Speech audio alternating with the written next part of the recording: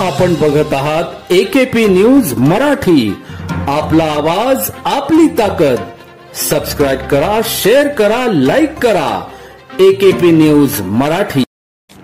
नाशिक शहर police आयुक्तालयातील Indiranagar police Thane हद्दीतील देवरामनगर, ढोमसेमळा, जुनी पोलीस कॉलनी परिसरात एक इसम दहशत माजविण्याच्या उद्देशाने हातात धारदार कोयता घेऊन फिरत असल्याची माहिती पोलीस अंमलदार सागर कोळी यांना मिळाली असता वरिष्ठांच्या मार्गदर्शनाखाली सदर ठिकाणी जात सापळा रचत सागर महेंद्र शिंदे वय 20 राहणार एकता ग्रीन समोर अमृतानगर पाथर्डी फाटा नाशिक यास ताब्यात घेत त्याच्याकडून धारदार लोखंडी कोयता हस्तगत केला.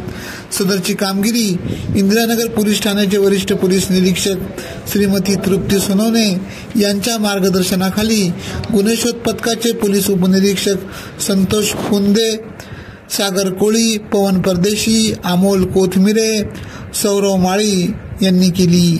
AKP न्यूज साठी ब्युरो चीफ अनवर खान पठाण, नाशिक.